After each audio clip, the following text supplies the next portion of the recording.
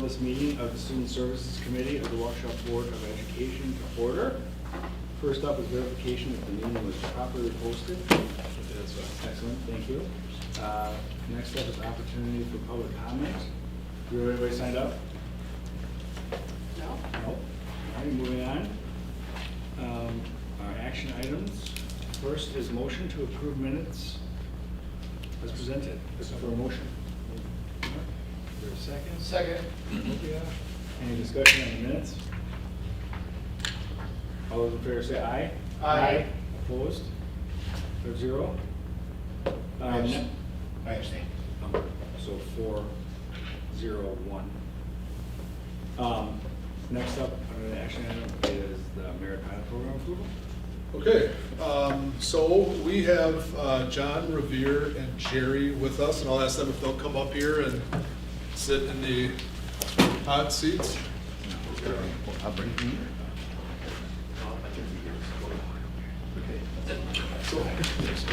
Thank you. And then on the screen, and I'll unmute it, we have Kaylee from RBHI and Janet from RBHI. Sorry, Joe, we can't hear anything. I don't. You can't hear it. Oh. We take for granted the technology that we had in here. Is that better? Yeah. Okay. So we have Kaylee and Janet. We have been in front of you this is our third month on this pilot program. We've kind of given you the overview, giving you the kind of the components of it, taking you through the screener. We have a team here, and I'll let them introduce themselves to you face to face and what organization that they represent. John, if you wouldn't mind. Merit Solutions originally was Memory Enhanced Retrospective Evaluation of Treatment, because when we go to see someone, they say, this is where we're starting, and then you come back later and we say, how have you been doing? And I can't remember what I had for lunch last Thursday, let alone how I was a month ago. So we developed that kind of thing, and that was our company name. But we moved on from that to focus it on suicide risk assessment and immediate response to identified risk. And I'll pass it on to Revere for other comments. I'm Revere Greist, and I'm Chief Operating Officer of Merit Solutions, also a co-founder along with John and our third partner, Chris Snyder, who's not here. And we focus on computerized suicide risk assessment. That's our main objective and focus. And I'm Jerry Halverson, Senior Physician Executive at Rogers Behavioral Health right down the road in Oconomowoc. I'm participating in public sport. It's an important topic. And then Kaylee and Janet, I apologize for the small screen, but the best we could do without any monitors, so. Yeah, no problem. We know you're in the midst of moving. I'm Janet Lindau, Executive Director at the Rural Behavioral Health Institute, and we work with school partners and community therapists to implement a suicide prevention program, which you've been hearing about. So, And I'm Kaylee. Oh, go ahead, Kaylee. sorry, I'm Kaylee Brown. I'm the Implementation Director for Rural Behavioral Health Institute. Right. So over the last several months, we've come to you. One of the issues that we are facing in Waukesha and across our nation right now is a crisis in adolescent mental health.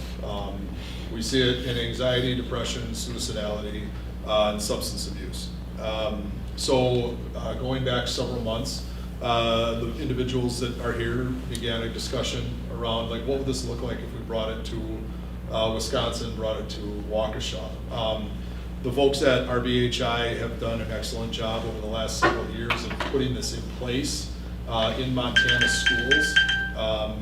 They have developed a program where students participate in a screening and then get referred directly into care with a licensed mental health provider. So the school is the location where the assessment is done. We help facilitate the assessment, but professionals are the ones that are really working with the kids. We're not asking our teachers to be involved in this other than using their classroom space. So over our presentations, we talked to you about the design, obviously the instruments, give you an opportunity to take a look at those. In front of you tonight, we just have this brief one-pager, 1.5 page document. We had it at your place, it was in your packet. And it outlines a proposed pilot that we would use next year during the fall semester at East High School to run, facilitate, to kind of see how this would work for us in Waukesha and come up with a plan to troubleshoot any district-wide approach that we would use for this. So we're here to answer any questions, but we are seeking approval of the pilot this evening.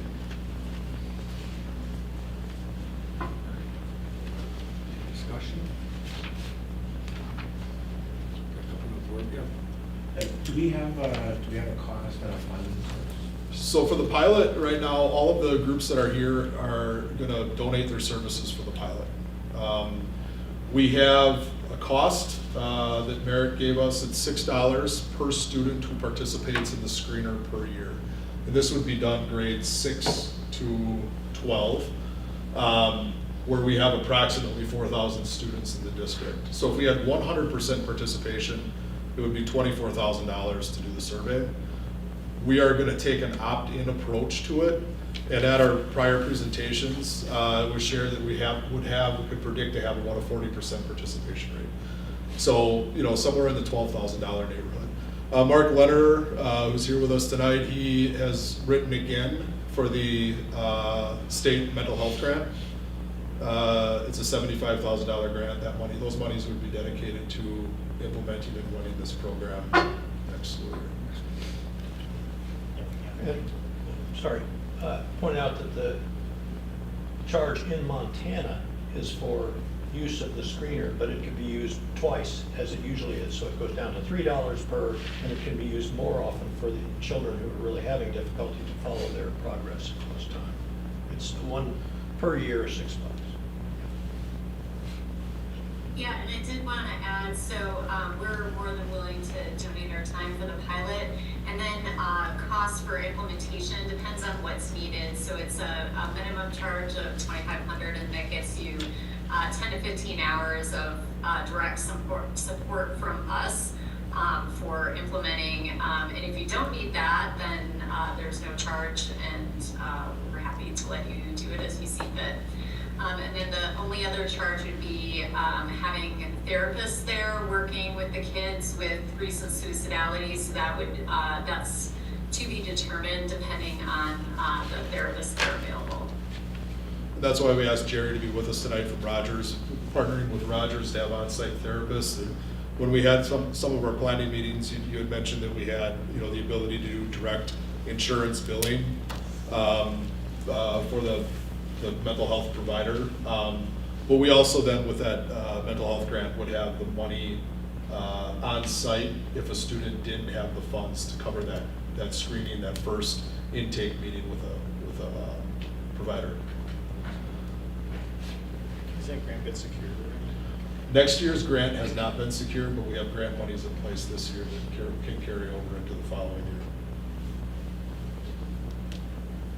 And if I may, I'd like to make a suggestion. So in Montana, we actually fundraise to make the entire screening and same-day care for free for students. So just thinking about having Rogers providing that care, it might be worth just paying for it on the days that you want to screen, so that you're not keeping students who need care from receiving it. So we basically never charge insurance for that same day screening cost. We fundraise to provide that cost. That's something we'd be willing to pursue in collaboration with the school district. There are a couple major funders in Wisconsin who might have interest. So just throwing that out there as an option. But I think we're trying to reduce barriers to care and getting parents, you gotta get the insurance. It's a major hurdle for screening, universal screening, to use private insurance to pay for those therapy visits. I just had a question. I'm new to the board, so excuse me if this has been discussed and I might have missed it, but I did look through the literature. For the screening, for the trial for next year at East, how will the 100 students be selected? Is it just a voluntary? I mean, how do you round that 100 outward? So there's a little over 100 students that attend East High School. And we would be looking for opt-in, so that would be the sample that we would be going to the school. Oh. We'd be starting it, if we get 40 kids that participate, 50 kids that participate, that's gonna be based off of either individual consent if the student is 18 years old, or parental consent if they wish to have their child participate. Sure, okay. So the 100 is just the school Okay, size. got it. Do we have a idea of once we do this in the fall, we're only gonna focus on east in the fall? Correct. Okay, and so then if this continues into the spring, we're gonna try to hit that 40% roughly of the 4,000, would that then be the goal? We'd have to look at scaling. So one of the things that I believe is great about this program is when you start to do the screening, you need to have a screening cycle that you can manage so that you can get kids, so say 10% of your kids identify as being high risk for suicide. You need to have enough staff on hand to see those kids that same day. So that would help us dictate then the pace that we would go by in that second semester. Ideally, we would go across all secondary schools at that time. But we need to see how this works first, which is why East is a nice pilot location.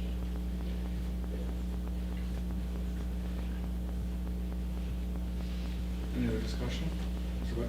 Do we feel 40 students roughly would be a suitable number for a pilot? Will we learn what we need to learn from a number that size? So Janet, I was just gonna ask Janet if she could fill in a little bit, because I think you were working with the Helena Public Schools where they started it at a alternative high school. If you could just talk about that experience, please. I'm actually gonna hand it over to Kaylee, who is on site for that. Yeah, so we started with a school district in Montana that's pretty large, that has 2 middle schools and 2 high schools, and totaling about 4,500 students. So what we did was we started with their 2 alternative schools. One was only about 15 kids and the other was about 40. And we know that students who are in alternative schools will typically have a higher need. So we looked at that data to decide how we were going to implement the rest of it. And so we really looked at what days we were going to screen, how many students we were, and how many therapists on site. So we ended up screening each middle school over a 3-week period and had about 200 kids screening a day, and then each high school over a week with about 250 students a day. So we were able to take the data just from that alternative school and figure out how we would schedule the rest of the students. I think there's, and Kaylee and Janet may be helpful to give the historical perspective. You started very small with opt-in, and then grew from 1 school or 2 to 1,000 students, and then have grown to 10,000 students. So that getting the data early from a small group has enabled them to present the experience to other schools for their consideration and the way they want it done. There are some differences. Did I correctly state that? I want to make sure I'm not asking Janet and Kaylee. Yeah, the first year RBHI was operating, we screened about 1,000 students over a year, and then took that data to kind of figure out what is the best way to schedule. And so using that data and how many kids needed to be seen and how many staff were needed, we were able to go from just over 1,000 students in 1 year to almost 11,000 this year. And working with schools to kind of figure out what staff you have on site that can see, so mental health professionals, and then how many contracted mental health professionals we need. So we try to integrate when we work with schools to figure out what their needs are so we can schedule the best to prepare them for screening. So no schools have ever kind of looked the same. Each school district is really different and each school is really different, but we really do an assessment of what staff are in that school so we can appropriately make sure all kids can be seen and that it's not too heavy of a lift for school staff that day. So David, getting back to your original question, will 40 kids, 50 kids, it will, in the sense that if 10% or 20% of that 40 or 50 require treatment, we can play with that number a little bit, but then we could say, all right, we're gonna go to West High School, for instance, and do this. And that 40 kids is gonna go up to 450. And then what does that mean for us from a support standpoint after these assessments are given? We can build that number after that. So would it be your expectation that we would scale it that way? We would start with this, with East, and then maybe go to another high school or middle school, and Correct. continue to add on each additional semester? Yeah, the nice thing about this program design is that the way they're running it in Montana, which again is something that I think really would benefit our students and families, is that it's like small bites. You know, you might do a middle school over 2 screening days where you have 40% of the participation. A high school over 2 or 3 screening days where you have 40–50% participation. So that it's always a manageable number. When we talked about the survey over the last couple of months, I'm sorry, you know, we're looking at a 5 to 10 minute online survey, which automatically generates a report that gives a score as to where you're at. So, you know, some early decisions, quick decisions can be made about which kids need to be seen. And then again, having those on-site providers there to handle that. I think this was discussed the last time you all were here, but I don't recall what the number was. Is there kind of a rough number of people that we would expect would fall in that red area and need same day? There is, and I think Janet or Kaylee could provide the exact numbers that we've seen in Montana. I think at alternative schools, you tend to have, you know, greater need on a proportional basis than at a non-alternative school. But Kaylee or Janet, do you have the figures for recent and lifetime suicidality and depression and anxiety, elevated Yeah. symptoms? So the kids that would need to be seen the same day, and your state suicide rate is considerably lower than Montana's, but we're at 8% of all students that are screened on a particular day need that same day care. Now, there is variability among schools, and as we've mentioned, like I would double that number for the alternative school. And so that's one of the things we figure out before we screen is like, let's estimate based on what we know about the school for how many providers we need on site. The other thing we tend to see is the middle schoolers tend to screen higher than the high schoolers, at least with districts in Montana. And so we always buffer a little higher with therapists for middle schools, knowing that like the 6th graders tend to be screening the highest among all the grades. Without getting in the weeds too much here, for the opt-in, is that done in any kind of advance notice to the school? Because what I'm wondering is, let's say for some reason, East, you know, there's just a really low participation rate. Would we want to be able to pivot quick enough to like grab another pilot group from another school? But I don't know if we'd have any forewarning on that. So Kaylee, how? You wanna take that one? Yeah, sorry. So the schools are the ones who send out the letters and the opt-out or opt-in forms. So they would get that back and understand how many students were going to participate. And then from there, I think we could have a conversation. If, you know, you only had 10 people who opted in, we could talk about what else we could do. And it's probably going to be about 40%. We provide all the opt-in letters, all of the consent forms that you'll need. But if you got them back and you had a really low number, we can definitely figure out what we could do next to get a higher rate. Okay. So we're getting them back within, I mean, like a week ahead or a few days ahead or something like that? Yes. Okay. So I typically have schools send it out about 10 days ahead of time.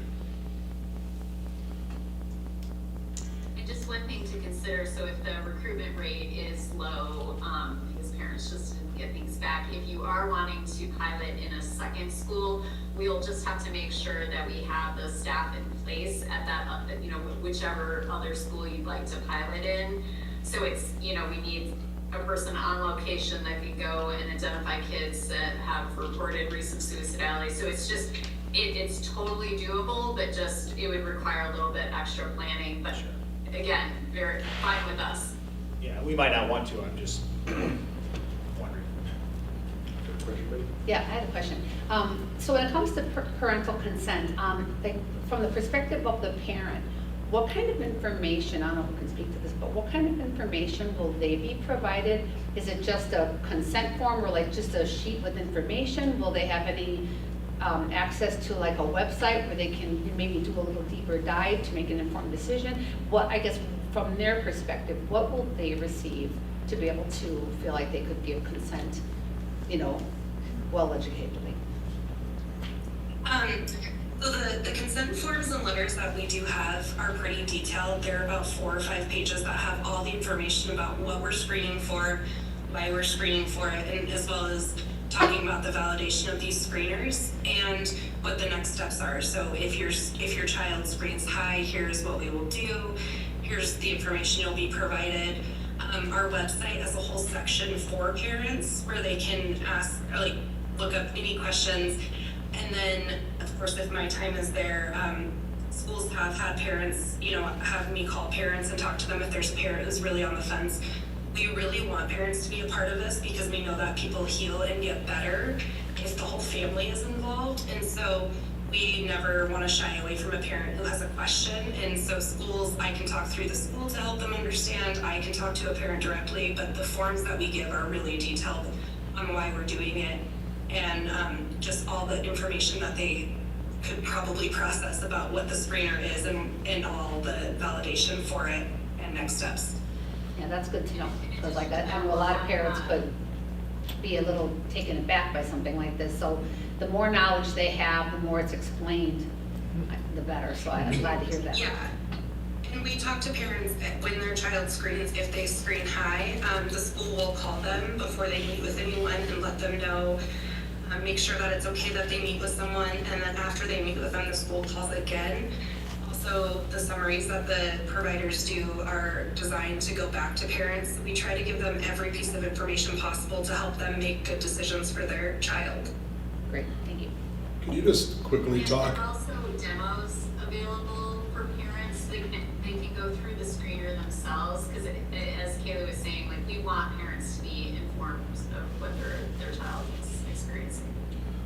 So Kaylee or Jenny, could you talk a little bit about, when you've done this in Montana, many of the school districts have started out with an opt-in, but could you talk about how they've shifted to opt-out over time? Because that was one of the things that stood out to me in you know, some of our discussions. Yeah, well, I can't share too much experience about opt-in because I haven't had a lot of schools do it. In Montana, most of the schools from the very beginning have said that they want to do opt-out because they know they're going to get more kids screened, as well as the kids who probably need it the most. The schools who did opt-in last year all decided to do opt-out this year. And this year, out of, I think, 50 schools, we've had 2 who've used opt-in. So most of them have just shifted that to really have this be a universal screening, to screen every student, regardless of how someone thinks they're doing, so we can catch kids who might be struggling that no one knows about.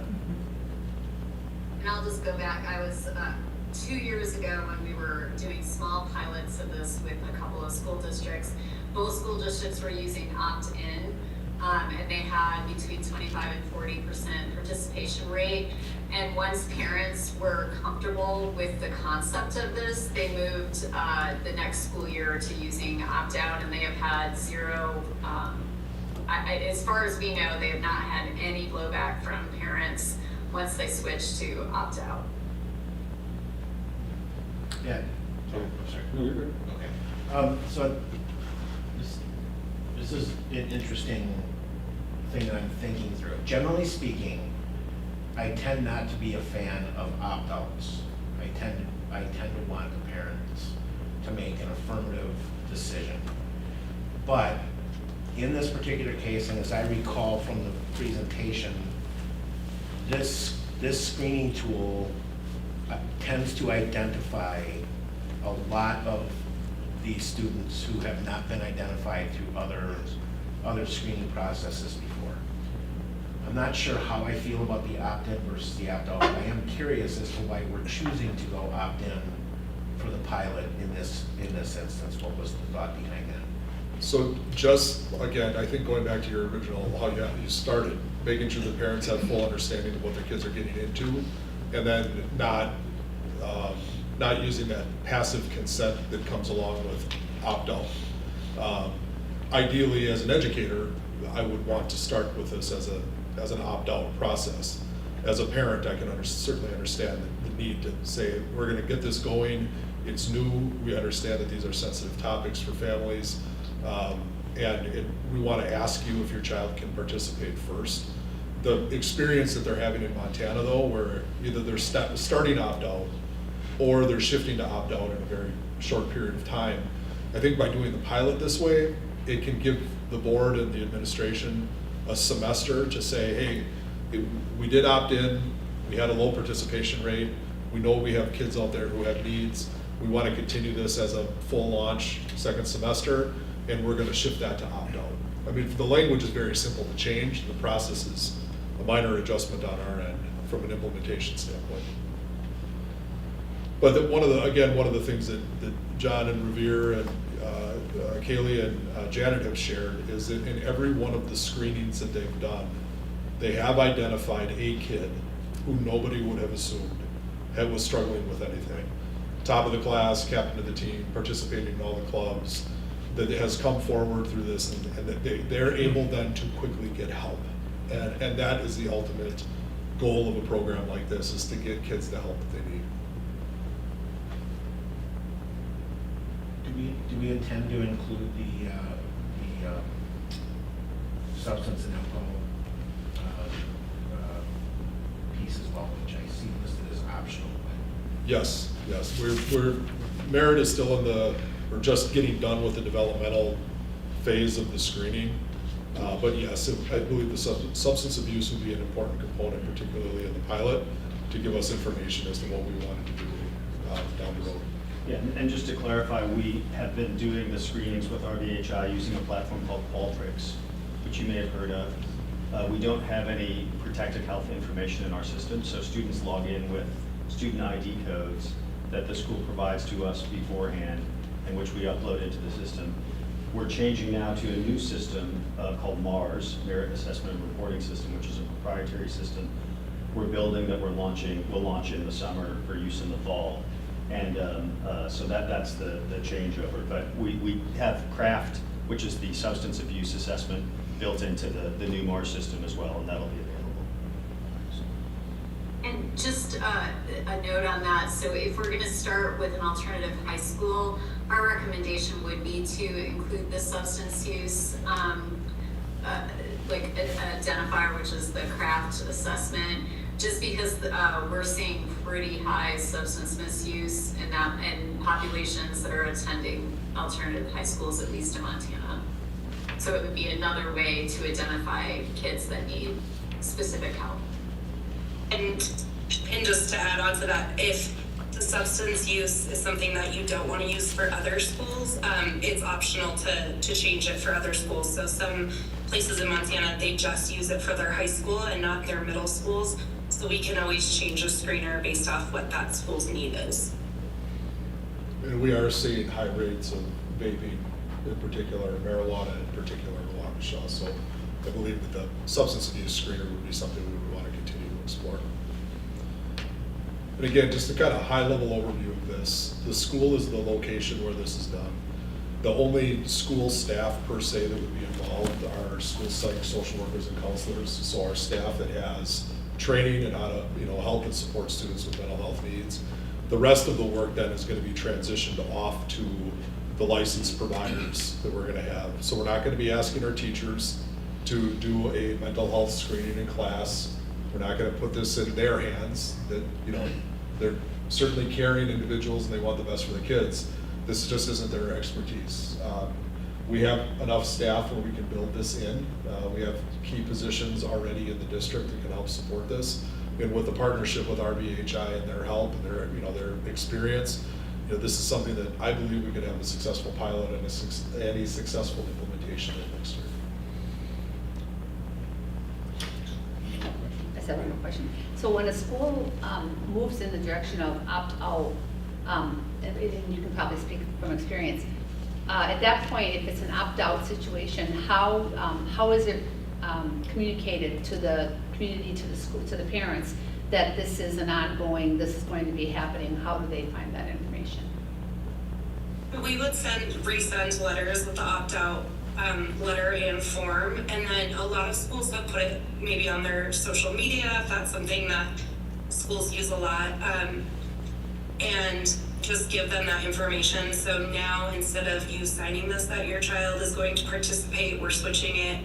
You'll have to sign if you don't want them to. And it's worked really well, and we have a really low rate of opt-out returns. And we continue, regardless of what type of consent is used, if a child was identified and is going to be seeing a therapist, that their parent is called beforehand and after. So the parental involvement is as much as we can make it, regardless of consent type. Great, that was my second part of the question. If they were, identified and they necessarily, the parent didn't opt them out because maybe they didn't, see the information, what have you, that if there were something to come up, at that point, the parent then would immediately be Yes, brought we in. always notify parents and try to educate them. So we send out the same informational packets with the opt-out consent that we do with the opt-in. So again, this isn't trying to fly under the radar. It's just we know getting consent forms back from parents can be pretty challenging. And some schools have gotten kind of clever here with it, and they, how you have all the help packets that you have to sign at the beginning of a year. So they'll put it in with that information, and so they get pretty good return rates if they're using opt-in or opt-out. I guess either one. Good idea.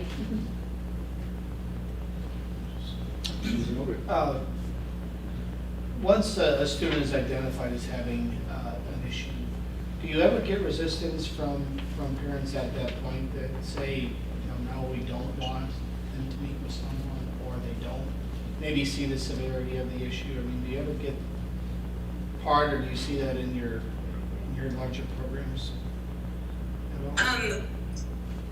Yeah, we kind of have the opposite, where parents take it more serious when they meet with someone outside of the school. So we do have a lot of parents who use that session summary from a therapist to say, okay, these are very real issues that my child is having. These are very real struggles, and now I want to get them help. For the most part, parents always agree that they can meet with someone, and they always get the information. We have had parents who have decided not to have us help them find follow-up care, but I would say 95% of parents have said yes, please have them meet with someone. They really, really like to have that summary to kind of identify what is going on, and that information is really easy for parents to understand so they can see what is happening with their child. So we kind of have the opposite, where we don't have parents really saying, please don't have them see someone. Instead, we have parents who ask for them to see someone. I think we have had, it didn't refuse the same day care, but we have had a couple instances of parents that once they had the information, they continuously ignored that their child was having pretty significant mental health issues, and the school involved Child Protective Services after that hadn't been addressed. But that was all post-screening, and the school actually used our data that was generated for that child to get that child, to make sure that child received the care that they needed. But that is, I mean, that's, I think, 2 kids we've had this entire school year, so out of 11,000. And one of the benefits is that if a parent does refuse to have their child be seen, the school still knows that they are struggling, and the school can still see the student while they're there and talk to them and maybe help build some safety planning and some resources for them. So that was a case for one student whose parents didn't really understand the severity of it, but the school really stepped in and started meeting with them weekly as they can, and that student started to do better, and parents started to understand more. And actually, the last piece of it is, I would guess your school has a safety plan. So at least in Montana, schools have safety plans, and once they're enacted, the school, so if a child's been identified as being a possible risk to themselves or others, the school then enacts the safety plan, and the school has every legal right to do that. And so that would be the worst case scenario for getting a child that has declared that they are at imminent risk to themselves or others to the care they need that same day. And also the age of consent, I need to check it for Wisconsin, but in Montana, if a child is 16 years old or older, they can consent to care without parental consent. But again, we try to avoid all of those situations by involving parents from the very beginning.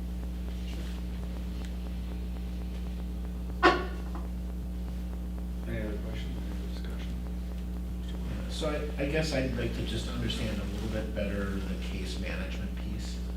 So I know there was a discussion in the last session around the need for these to be included because of the difficulty, I think, everywhere. I know it's pretty bad in Montana, but I think it's probably true here too, to find available services, especially for ongoing care for a student. How does that work in the pilot? How do we envision that unfolding? So if you remember some of our presentations that we've done on the Pathways to Healing program, the PATH program, we do have at the beginning of the year on-site seats that are available, that if a kid needed ongoing care, we could have that at school. One of the reasons why we asked Jerry to be here from Rogers is that from that screening point into then finding a provider, either through face-to-face services or telehealth services, making sure there's the availability of that. We do have, in all of our buildings, we have student services staff that can kind of keep a hand on things.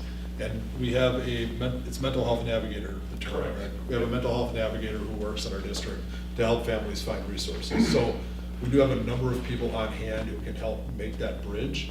But again, getting to that point of what's the follow through on the family end, because that, we just want to make sure they know that their child is struggling right now. That's our component of this, and making sure they have the avenues to care. So that case management piece truly is from the point of identification after the screening to the point that they find ongoing care with a therapist of their choice or that's available. Is that how that's working out in Montana, Kaylee? Yes. And another thing that we do that we would replicate for all of you is we really have worked to create kind of a resource guide for parents. So if parents don't want to engage in case management, we still are giving them information about local resources, how to access them, how to check your insurance for mental health benefits. So every parent would still get that with the screener if their child, flagged high, or if they just want that information. So if a parent decides not to engage in case management, we're still giving them all that information. And then if they decide that they want to get it on their own, they have all of that. And we're building that specific to your region. That's one of our summer projects.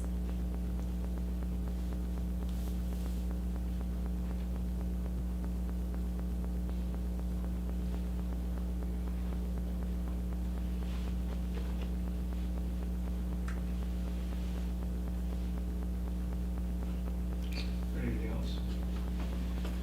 Questions?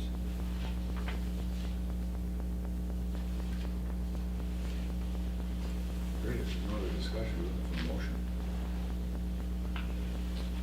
I would move to approve RBHI pilot program as presented. Second. Excellent. Any further discussion, any last questions before we vote? All those in favor say aye. Aye. Opposed, 5-0. Welcome aboard. Thank you. Delighted to help out. Yep, Yeah. glad to have you. Thank you. Thank you so much. Indeed. And just let me say, I'm Thank you. 58 years We look as a forward to working physician, with you. and Take care. this is Take care. probably the most satisfying work I've ever done. And I've been doing suicide risk assessment with computers since 1973. And this is the best we've ever done. So glad it's here in Wisconsin. Yeah, too. Thank you for being here. Thank you. Thank you. Thank you. Thank you.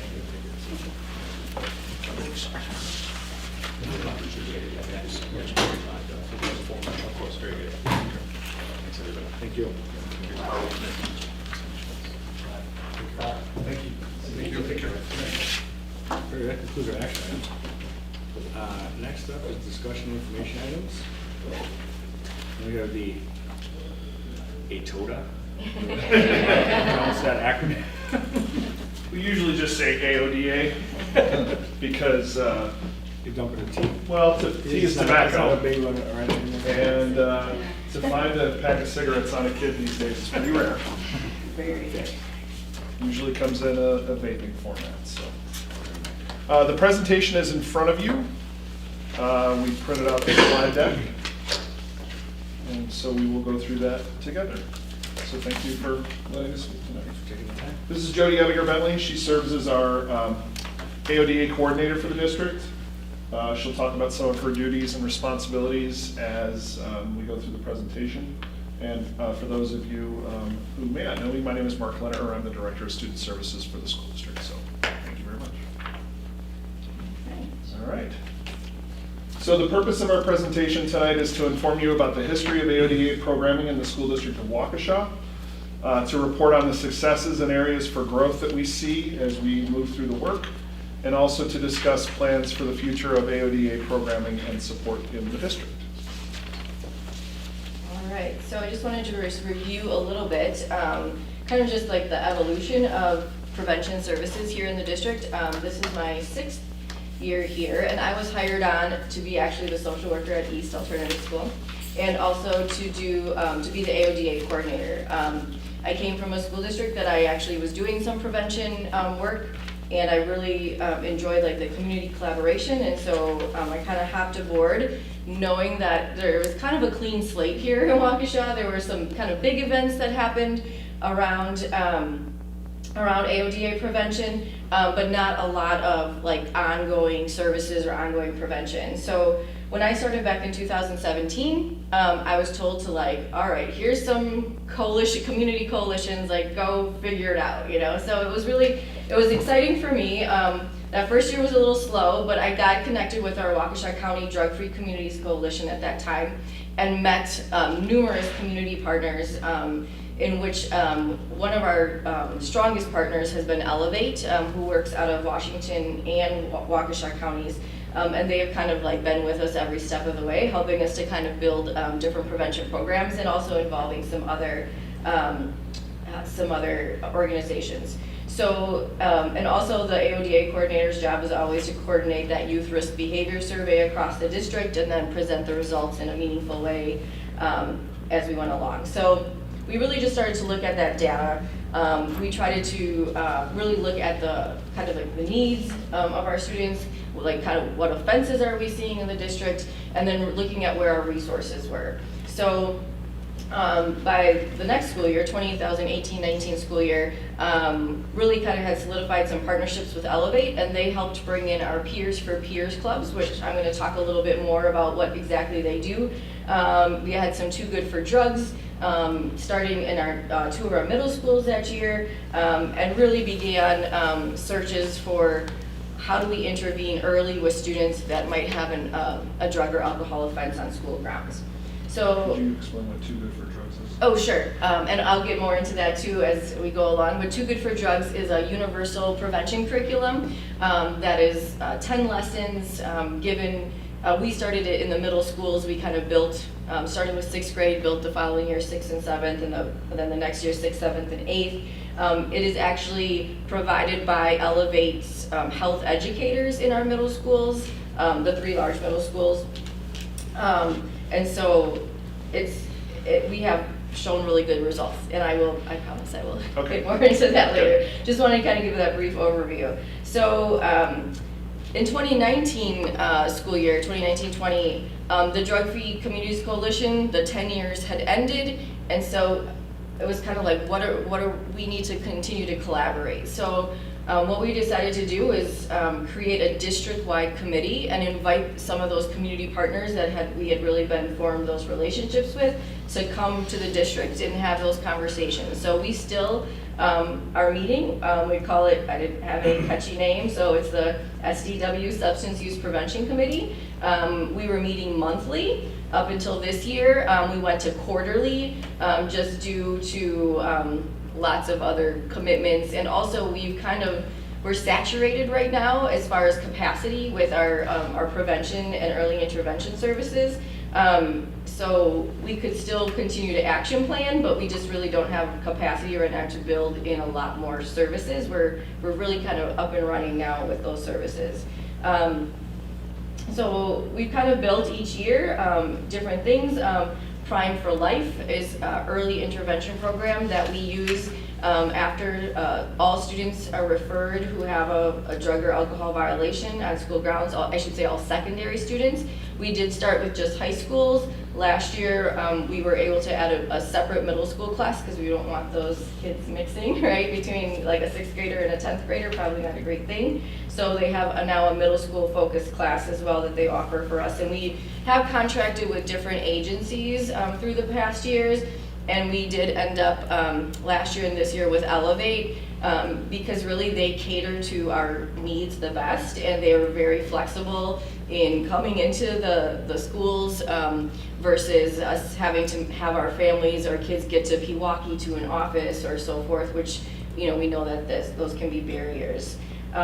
Also to address the popularity and increase in vaping nicotine, we early on had a vaping, anti-vaping action plan, and also we're able to locate an intervention program for those students who are caught vaping, and really any tobacco use, but I can tell you in the last 3 years, other than finding a lighter on kids, like it has all been vapes. There's no cigarettes. I don't think we've caught anyone with cigarettes in several years. So we started that with a pilot back in the second semester of the 2021 school year, and then last year we were able to roll that out for all secondary schools for a first vaping offense. We want it to be education, and unless there's there's extra things with that incident, typically the student does not receive a citation. It may be an in-school suspension with doing this kind of online education program that takes about 2.5 to 3 hours to complete. For first offense. For first offenses. Second offense, they would likely be cited by arrest. Yeah, and or suspended. Yeah. That's for nicotine vape. And so, and then last year we started, the heroin task force in Waukesha County kind of reignited last year. So I am a part of that as a community member, and Mark is also on the steering committee this year of the heroin task force. And then last year we added, I was able to write a DPI grant for AODA prevention to expand that Too Good for Drugs into the elementary schools, but we just did 2 as a pilot starting in 4th grade. Because what we saw is that when students were getting to 6th grade, they were already faced with lots of peer pressure and lots of exposure, especially to vaping nicotine, and now more increasingly to THC. So waiting to 6th grade, sometimes till second semester of 6th grade, to get that prevention and those peer refusal skills, it was just a little too late. So we've had good results. This is our 2nd year at Prairie and Hatfield with that, and we've had really good reception from parents. Teachers really feel that it's necessary, and the middle school has been really happy that it starts earlier than 6th grade. So that's kind of a really brief overview, but you can look at that timeline more closely if you'd like. Which brings us to our community partnerships. And this is slide number 5. So some of our current community partners are the Alcohol Resource Council, also known as Your Choice, Aurora Healthcare, Elevate, as we've talked about. I'm new to the district this year. This is my 11th or 10th month in the district. And I previously worked in Washington County, worked very closely with Elevate on a lot of the same types of goals. They're a fantastically responsive partner, and they really keep up on what is kind of the leading edge of AODA concerns in the state, and then they also are always looking for education and treatment options, so they're a great partner. Freighter in the medical college, we worked through them. That was the grant, correct? Yep. We'll talk about that more in a second. Waukesha County Heroin Task Force, I'm on the steering committee for that. Rosecrans, Waukesha County Department of Health and Human Services, I meet with them usually twice a month for issues of this nature. and of course, our partnership with the Waukesha Police Department, with the SROs in our building, many of whom actually are drug recognition experts, which is a extremely rigorous and time-consuming process to become certified in drug recognition. Because oftentimes when we have an issue, parents will ask the question in a pre-expulsion meeting, well, how did you know he was under the influence? And that SRO can speak to that very specifically through a battery of tests similar to what you might see for someone who might be driving under the influence of alcohol. There's a similar battery of tests for marijuana. And so the SROs are able to make that determination based on the evidence that's provided through that battery of tests. And I want to mention that these current community partners they regularly attend our district-wide committee. There's several others that we've had in the past, like Pro Healthcare, Healing Hearts, and a few other organizations that like this year kind of have, fallen off, not attended the meetings, but these partners typically always attend every one of our meetings. So it's really nice. And then with that substance use prevention committee, we also have representatives from each of our secondary schools that come this school year, student services and or administration. And that has been really helpful this year to have more like APs involved at those meetings, because they're on the front line seeing those offenses, and also have good input about like what they'd like to see as prevention efforts in their schools. So as I talked a little bit about that substance use prevention committee,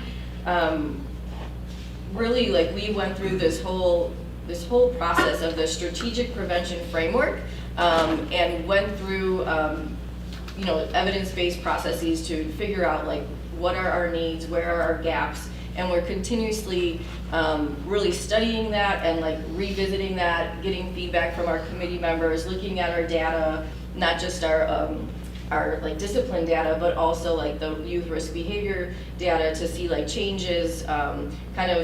We don't typically share out like amongst the schools like comparisons, but we're looking at like, oh, like North has a higher rate of self-reported, marijuana use. Like, what's going on over there? Maybe we need to go and try to do some more parent education or things like that. So we're constantly just like, really studying those results and trying to make sure that we're responsive to the needs of the district.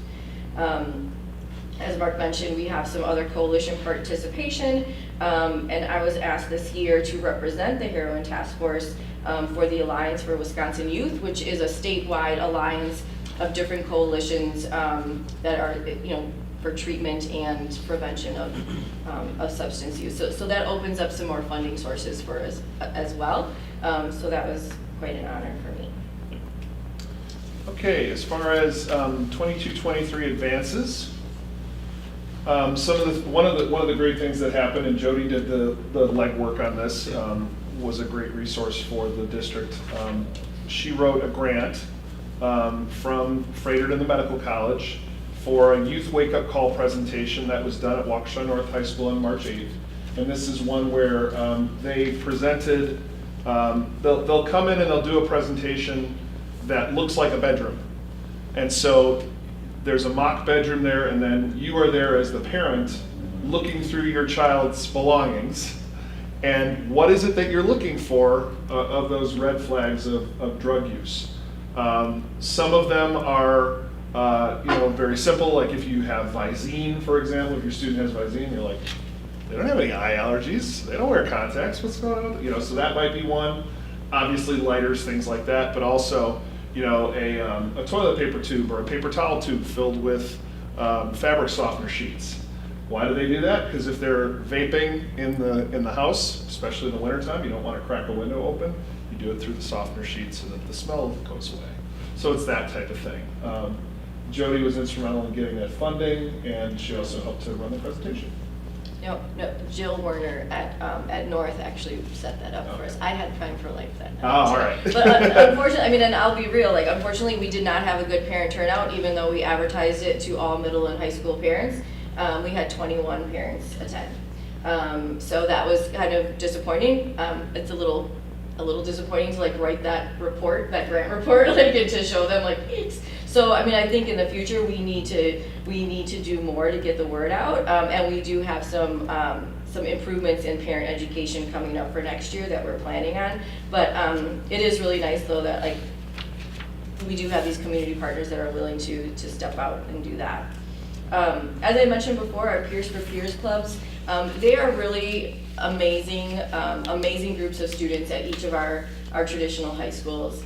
They have committed to being drug and alcohol free and to being a positive helper in their schools. So they go through extensive training. They give up 2 days of their summer, and then there's a fall training and a spring training that they go through. And really they're trained in mandated reporting. They're trained in how to actively listen to your peers and to provide positive support and refer them to a trusted adult in the school. So, you know, like, so even if it's like as simple as like AP exams are right now, right? Like, and so like students are really stressed out. It's the Peers for Peers helpers that are saying like, all right, like I'll, you know, like what can I do to help? Do you need a study partner? Or maybe you should talk to your school counselor, like if they're seeing like, you know, more signs of distress. To like the more serious things like, you know, maybe a friend was at a party and, you know, got pressured into doing something that they didn't want to do. They disclose that, and they know that if it's, you know, maybe it was a sexual assault or something of that nature, that peer helper goes and says like, I have to report this. Like, it's so like, it's not, it's to help, you know, our kids not fall through the cracks. And because when we look at the data, like usually in the youth risk behavior survey, over 50% of our students, of our high school students, said that they would go to a peer, not an adult, when they needed like emotional help. Or so we're really looking to add more of that in. So our clubs have really gained in strength over the years, and I think West and North both had over 20 students this school year be involved. And so they also plan awareness campaigns, such as the ones you can see in the picture right here. We are at, it's called Be the Majority. So basically we're highlighting that positive messaging that the majority of high school students do not use drugs or alcohol. So be that majority. There was tons of giveaways. I was able to actually secure a grant from Waukesha County in the fall to provide like tons of giveaways with that positive messaging, and also resources for parents who stop by the table.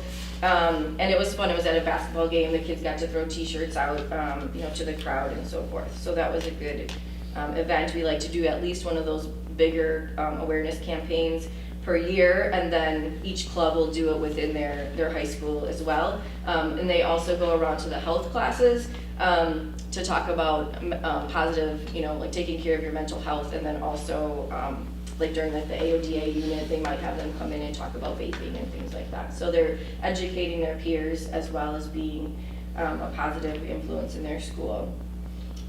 Also, this is a new thing that we did this school year, just recently in April.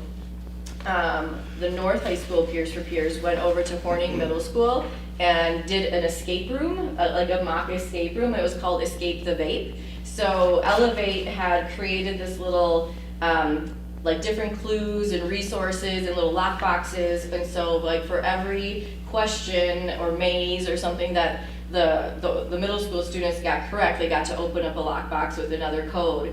And the whole kind of the goal of this was to, before the timer in this little lockbox went off, that they escaped the vape. So they got, you know, they learned about vaping and the negative effects of that before that timer went off. And so it was a fun way to teach the students you know, just about those negative effects of vaping and why they should avoid it. And again, hearing it from high school role models and not just adults, you know, or their teachers. So I got an email just a couple weeks ago saying like, from the social worker at Horning saying like, hey, like if you guys still have time and you guys want to come over, we've got more classrooms that want to do this. I think we did only 4 classrooms that day, but it was great. Too good for drugs. So this is kind of my baby in the district. Like, so it is an evidence-based prevention curriculum. As I mentioned earlier, it's 10 lessons. It's not on the computer. They do not believe of doing things like technology-wise. They're pretty old school. We do board games with the lessons. They do activities. They do role plays where they have like act out little skits. The first 5 lessons are focused more on those positive social skills, decision-making skills, peer refusal strategies that really reinforce a lot of what they're learning during second step. But it builds on each other so that when they do start learning about the negative effects of certain substances, they have then those decision-making skills and that same language to learn about those. And so it's not drug education. It's really talking about the negative effects of certain substances and then how to make better decisions and less risk choices, and that how these substances could affect their goals for the future. I think that's a good distinction to make, because in the past, even when I was probably in elementary school, we had DARE, and it really glorified, it made it like, ooh, this makes you feel like this, and you see all these pictures. There's no pictures of drugs in Too Good for Drugs. There's no glorifying, maybe even some of the positive effects that people might say they get from using. It is all focused on just, being a good citizen, and then also making those positive decisions for yourself. So we really have seen the results show that students increase their perception of risk of using those substances after those 10 lessons. That's one of the key questions on the behavior risk survey. Yeah. Is, do they perceive a risk to this behavior? And- And so we want to make sure that they do. Mhm. And that's an ongoing concern. Yep. And so, like I said, that elementary pilot program has really been received well. We've had positive results. We're actually right now in finishing off our 10 lessons. We've always waited till the end of the school year, kind of like that last trimester, to implement it, because second step goes until about March, and so we kind of pick up so that we're not taking away academic time in those elementary classrooms. It is already dedicated time, for that social emotional learning piece. Also, as part of that grant, myself and one of our elementary school counselors, Amanda DeSua, who was amazing, just recently got trained as trainers for Too Good for Drugs. So if we do receive the grant that I just wrote, for the next 2 years, we will be able to roll this out to the rest of our elementary schools, using our current student services staff to deliver that curriculum. The end goal would then be to eventually train the teachers to deliver the curriculum. It's not overly difficult at all. It's very scripted in a fun way. And so that's the long-term goal, but hopefully we will see that expand with that grant. If not, we may have to hold off on a little bit because the curriculum isn't the cheapest. Sure, I'll do the next two. So Aspire is the early intervention programming that we utilize for a student that would have a violation of a nicotine vape. Oftentimes what they will do with this is the student will have to serve some time in in-school suspension, and they will complete the Aspire curriculum while they are in school. So the school notifies Jody, she quickly creates an account for that student.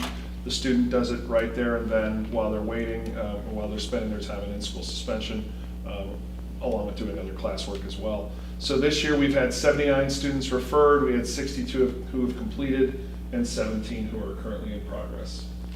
So that's that first offense intervention. Yeah, and we're exploring some other early intervention programming. Aspire has now kind of gone to be, they want to kind of be more of a universal prevention, and they're no longer kind of endorsing it for intervention or a discipline, or I guess alternative to discipline. However, when we kind of joined on with them, it's free, it's through the University of Texas. They were okay with that, and so there are some other options that are coming, but this did have an evidence base, it was research based to show that students were really learning, and it also provides some quitting resources in there, so that's why we like that one. So next year, we'll be using something, so. Yep. So the next one is Prime for Life. This is what we utilize for students that would have a first offense THC violation. So if they were either in possession of THC or clearly under the influence, Another evidence-based early intervention program. We use this with middle school and high schoolers. Not had to even discuss this with elementary schoolers, thankfully. So first offense, drug or alcohol possession or under the influence. There were 5 high school classes held this year. It's a 3-part series. The students do it Wednesday afternoons after school at East Alternative. Elevate comes in, they send one of their educators to come in and take the students through the curriculum. So it's a total of 7.5 hours of programming. The middle school, it's a very similar curriculum, not exactly the same, a little bit shorter, with a 2-part class at 5.5 hours. This year we've had 40 high school students referred to date. This year 34 have completed, 2 have had legitimate reasons to be absent, and so they have to make up the time that they've missed, and 4 students are currently awaiting the next class. Which starts tomorrow. This is a condition of a pre-expulsion contract that they would sign upon a first offense possession and use of THC. We've also had 19 middle school students referred to date, 15 who have completed, and 3 who are awaiting the class. Elevate facilitates that, and we keep track of who has completed, and then that meets that requirement of that pre-expulsion. So just to give you an idea, there was a 68% increase in middle school students referred to Prime for Life. Last year we had 1 class, it was like 4 or 5 students in the middle of the school year. We may have had 1 or 2 more offend after that, and I think we just referred them to individual services because we have to have a minimum of 4 students to hold a class. And so this year, we're up to 19, and I only had one class scheduled. Elevate was nice enough to schedule another class, and if we get kind of consent or like participation, they're willing to come back after school and hold the class at the library for the students. This also does help families and students if the student did receive a citation. It is the same course that the court would refer to through another agency, but they would have to pay a large amount of money to attend. So we cover the cost. Yeah, and we work with the municipal court just to make sure that this, like what Elevate does is recognized, is really the same, it is the exact same class as the other agencies do, and so they accept that through the court as well. Yep. All right. Okay, next steps. So slide 16 for this year and moving forward. We did see an increase in repeat offenses after taking Prime for Life. We had 15 students who offended a second time for possession of THC. So that's a 15% recidivism rate. In the past, the recidivism rate was generally 7 to 10%. So those repeat offenses would reopen the pre-expulsion process because it's a violation of their contract. Most of those contracts are written to go for at least a calendar year. So when they meet with me to discuss the issue, that contract goes forward for a year, and they know that, and they know that, for example, drug testing is a condition of that contract. We've had situations where students have reoffended just by, we hear about the fact that they were, you don't even necessarily have to catch them. Once you have reasonable suspicion of use, we're then having them drug tested and they're testing positive. There have been other situations where students have just been caught once again. And so that can result in a change of school placement, the removal from the general school environment, or that referral for expulsion. Generally speaking, that's a 3rd offense where they're in possession of THC at school. We are looking at additional intervention services, some of which Jody's talked about, but to help move students into treatment. And what we find, and I don't think that this is all that unusual, when it's a first offense, the student or the family will go, I can quit at any time. This isn't a problem. I've got this under control. When it's a second offense and they're being moved out of their home school into an alternative learning environment, then it becomes much more of a, well, maybe we should probably get some help about this. And so what we're looking at is a mechanism by which we will refer those students to one-to-one counseling that Elevate could provide. This is again through the grant funding, where they would do, instead of doing we can't do Prime for Life again, they've already done it once. But now we would move them into one-to-one counseling as a condition of their continued participation in the district. So it's a program called Teen Intervene, and It's not drug treatment. It is a motivational interviewing program. So to try to help move that student to then hopefully accepting That like readiness. the readiness for treatment, and like really realizing like okay, if you could stop, why don't you try? And kind of challenging their thinking a little bit about that, but more of an individual setting versus it's really psychoeducation, that the Prime for Life does is more of like education about your high risk choices, your biology, how that all plays into factors. So we're hoping, again, that's part of that that DPI grant of $25,000 next year that we're hoping to receive in order to provide that. And just so you're aware, whenever we have that, whenever we have an offense, whether it's a first or a second offense, we always try to have a member of the student services team present for those pre-expulsion and those review meetings, because it's not just about the disciplinary process. There's also the support process. And both the pre-expulsion and the abeyance contracts that are written under these circumstances have that opportunity for the student to get the help. Whether it's here through student services, through our PATH counseling, whether it's a referral through Care Solace that we utilize. You've heard me talk about that frequently. It's not just, oh, your kid got caught with this and now we're going to have a disciplinary process. There's always a way to get the family the support that they need. It's just a matter of getting them to move forward with it. That's oftentimes the hard part. Care Solace has been successful in placing students into care, and drug abuse is one of those things that they will help families to find help for. So That's all right. yeah. I don't like to talk about future grants that we haven't received yet, because I feel like if we don't receive it, then you just heard a lot of information that's really not valid. But we do want to expand that AODA prevention to all elementary schools. We'll do a phased-in process. Next year it would be 5th grade only, and then the following year would be 4th and 5th grade. Expand that Prime for Life to make sure that we can accommodate the increase in middle school referrals. That Tier 3 intervention that we just talked about, Teen Intervene. And then the other component to this, which is always is a need, because I do believe that a lot of times our students don't perceive the risk in using drugs and alcohol because their parents or caregivers don't always perceive that same risk, or they have maybe some misconceptions about marijuana sometimes. And we also want to make sure, like just even like the wake up call bedroom did, making sure that parents are armed with the correct information and also know how to start conversations with students. So next year, even if we don't get this grant, Elevate has committed to help us provide that parent education even without funding for it, to at least offer 4 parent caregiver education sessions, 1 geared at elementary and middle school and 1 geared at high school each semester.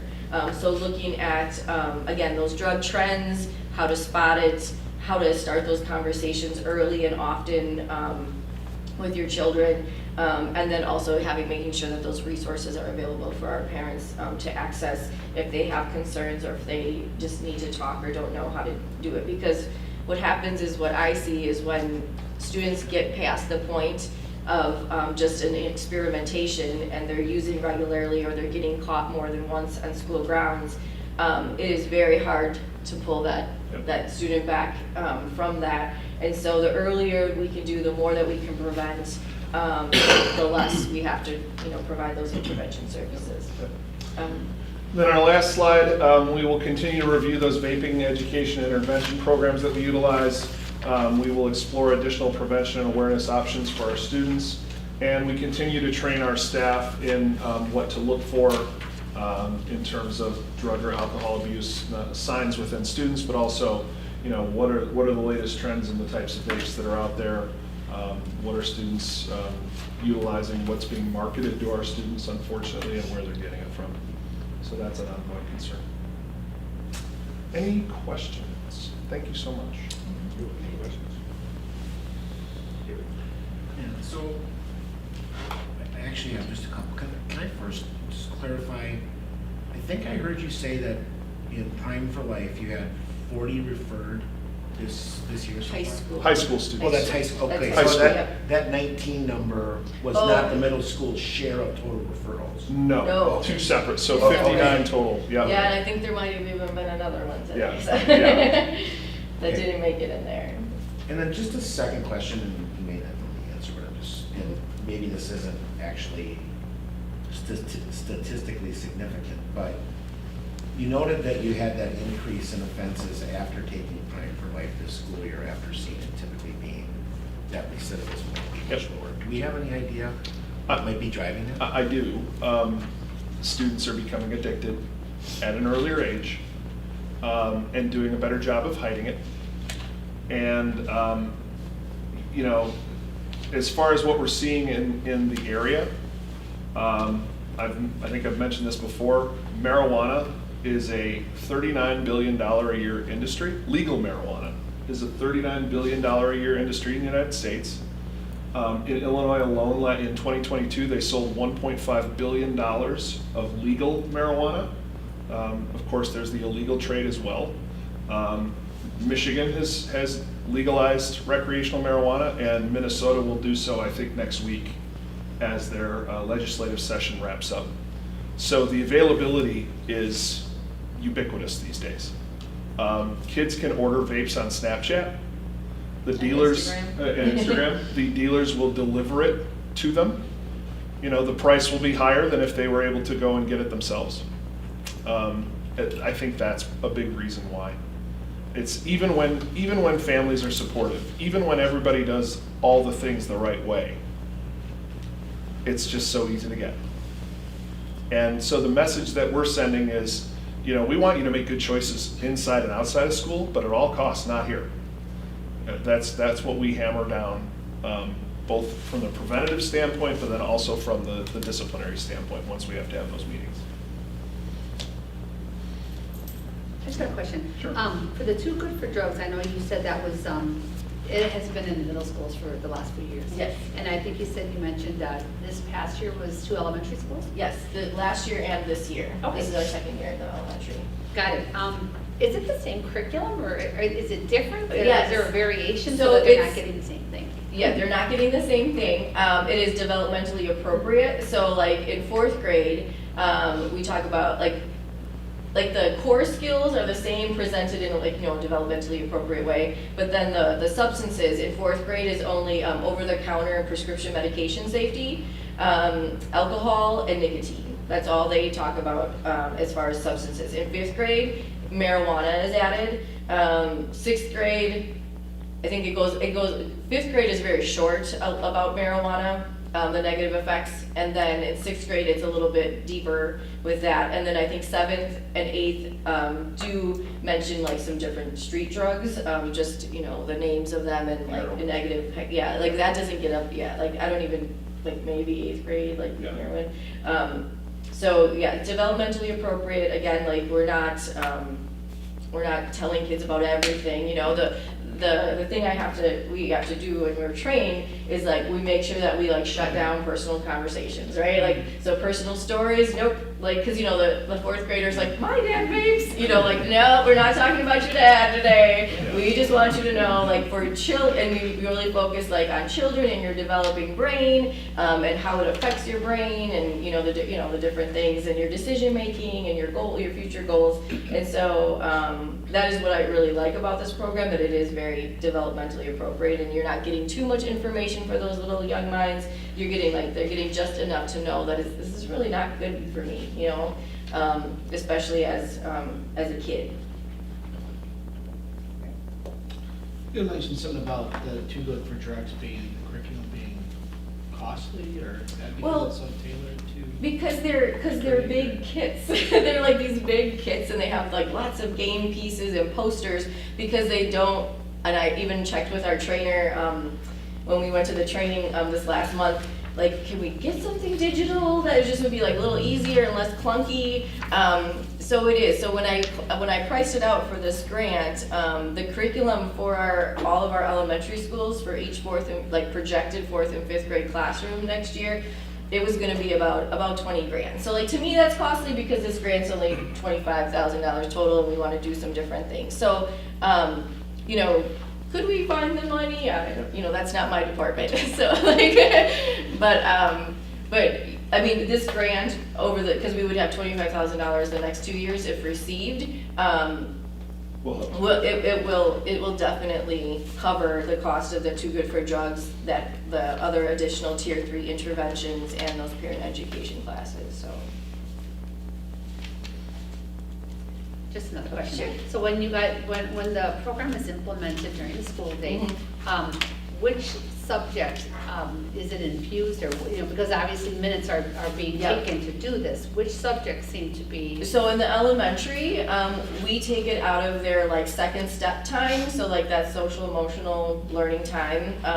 So like, because these lessons are 45 to 50 minutes, what the teacher does is like, they do the extra core academics on like the day before or the day after, that the lesson is given, so the minutes for the week are not different for the kids, they're not missing out on any core academics. In the middle school, it is a little bit more difficult, and we are really trying to work with each of the middle schools, because right now they're kind of autonomous, like they can choose which classroom works best for them. But next year, the middle schools are all, they'll each have a resource period that could be utilized for this type of work. Okay, yeah, so in the past, there hasn't been that. That will help to protect the core curriculum by utilizing that time. Because like Butler, I think, did it in the science class. We've tried it in the Phy Ed class to try to like do health, and like the Phy Ed classes unfortunately are really, really large. I mean, we're talking up to 40 students, and then finding the space, How many minutes are the lessons? they're 50 minutes 50 in middle minutes, school, yeah, 45, 50 minutes. 10 times a year. 10 times, yeah. So, and I understand. I mean, so each middle school, like administration and like student services have really worked together, like to try to figure out where is the best place to put this, especially given the time of year that it's implemented. If there's other testing considerations or assessment considerations where they're also maybe losing out on that time, or that they have extra like, academic interventions, we definitely wouldn't put it in that type of class. Les Paul did a really creative schedule, and like they literally they wouldn't take it out of the same class, so they had the health educators going two weeks in a row to this class of students, and then 2 weeks in a row to that class of student, like a different academic class, so they wouldn't be losing that academic time.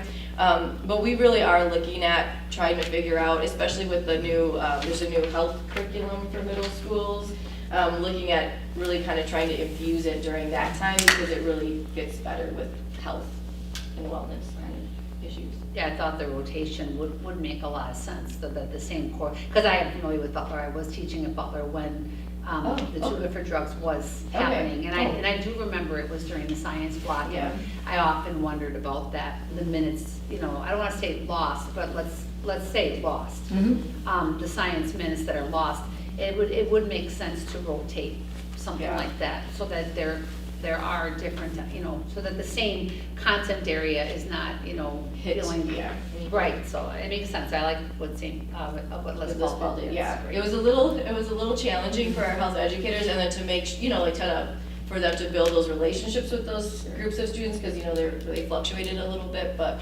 they got it done, so. Other questions? Thank you for the opportunity. Thank you. Thank you so much, thank you very much.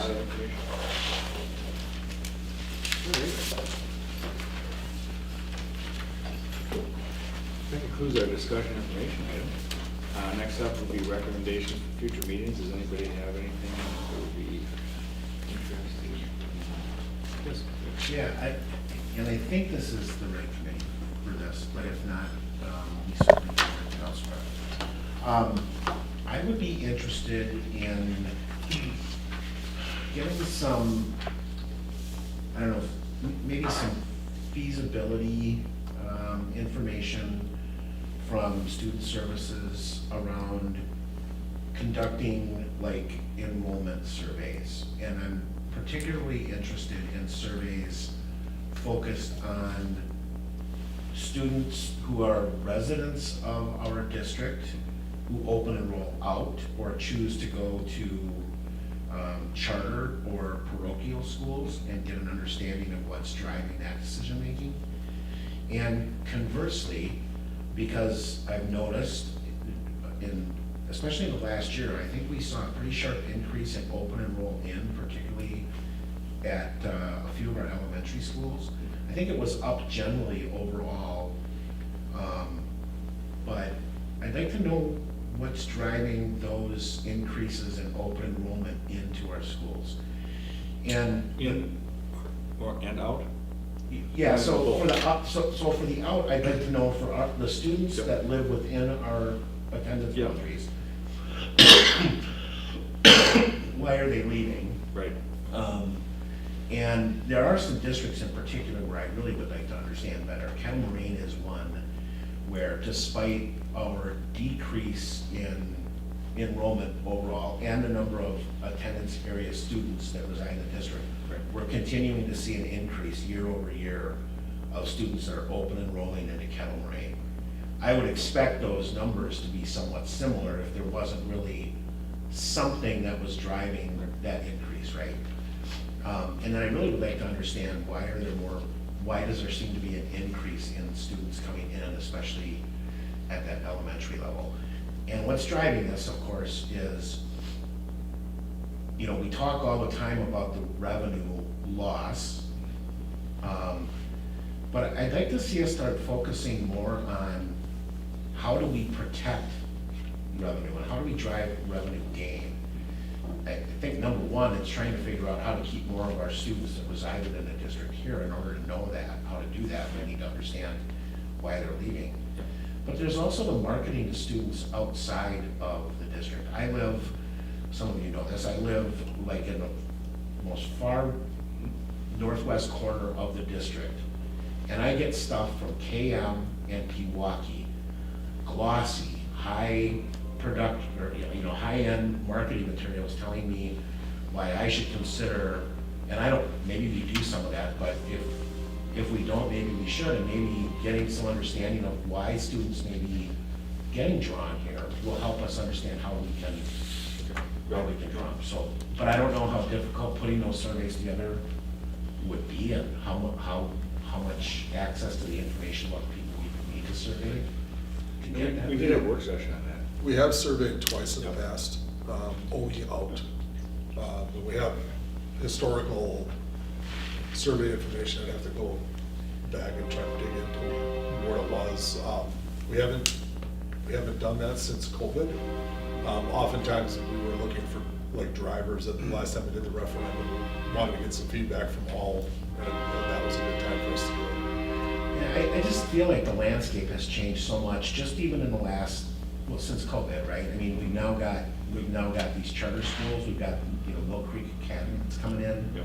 We've got LCCA that continues to draw students from all over the area that may not have been as prevalent. I think, Joe, you and I talked about this back in March or so when I had some questions around this. And maybe those schools may not have even existed back the last time you did that. So I just think we could learn a lot from that. I don't know whether we could put something together by the time we hit fall, you know, after we hit our September count or not, but I think that could help us lead into the following year, potentially. Right. Now, we did discuss that at a work session at one time. Is there anything on the docket for a work session, Jim?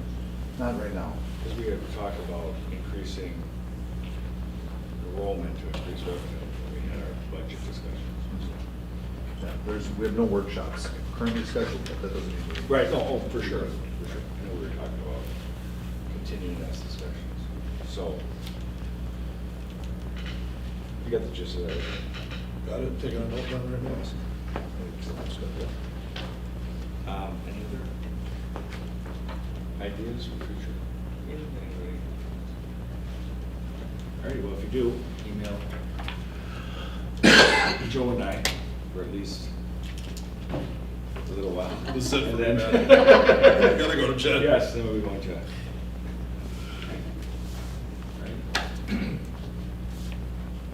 Well, meeting adjourned. Thanks for taking the time.